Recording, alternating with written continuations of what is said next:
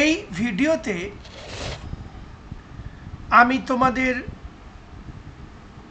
একটা শর্তযুক্ত কোয়েরি বা single conditional query কিভাবে কাজ করে সেটা বোঝাবো। ভিডিওটা মন দিয়ে দেখো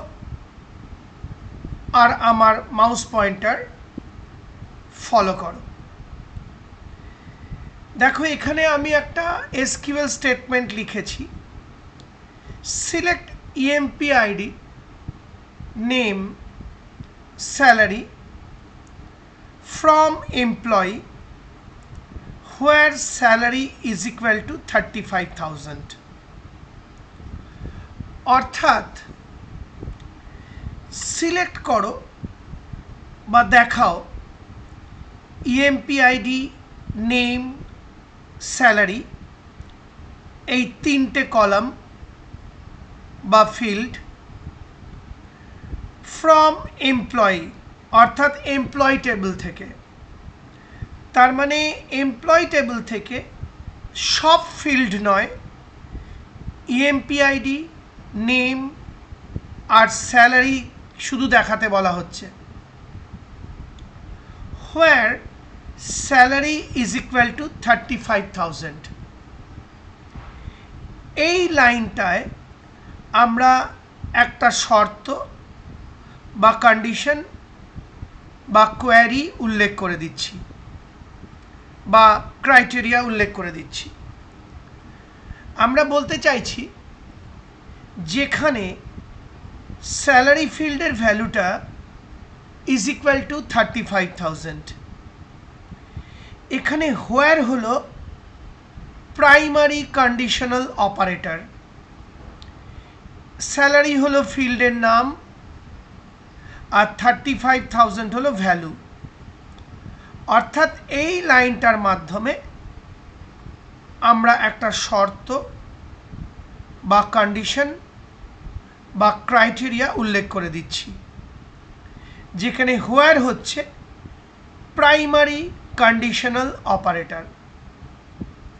অর্থাৎ যখনই কোনো শর্ত উল্লেখ করতে হয় তখন প্রথমে হোয়ার এই কন্ডিশনাল অপারেটরটা ব্যবহার করতে হয়, তারপর যদি আরও শর্ত থাকে সেগুলো পরে বলে দিতে হয়, কিন্তু প্রথম শর্তটা বা কন্ডিশনটা হোয়ার লিখে উল্লেখ করতে হয়।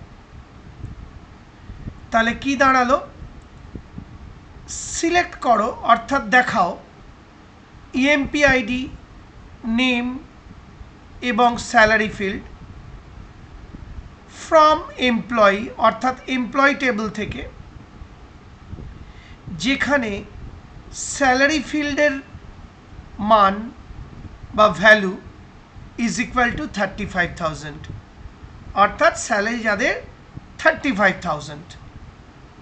আর হোয়ার হলো এখানে কন্ডিশনাল অপারেটর বা প্রাইমারি কন্ডিশনাল অপারেটর। আর এই লাইনটার মাধ্যমে কন্ডিশন বা শর্তটা উল্লেখ করা হচ্ছে। এবার আউটপুটটা এসে গেল, লক্ষ্য করো EMP ID E006 name JN পাত্র স্যালারি 35,000। অর্থাৎ এই রেকর্ডটাই মানে E006 এর রেকর্ডটাই আমার উল্লেখিত শর্ত পূরণ করেছে, তাই সেটি MySQL আমাদেরকে দেখিয়ে দিল। একমাত্র E006 JN পাত্রের স্যালারি ফিল্ডের ভ্যালুটা 35,000। আশা করি বুঝতে পারলে, অনেকবার করে বলে দিলাম। সেই সঙ্গে আমার এই ভিডিওটি অর্থাৎ সিঙ্গল কন্ডিশনাল কোয়ারি কিভাবে কাজ করে দেখিয়ে ভিডিওটি শেষ হলো।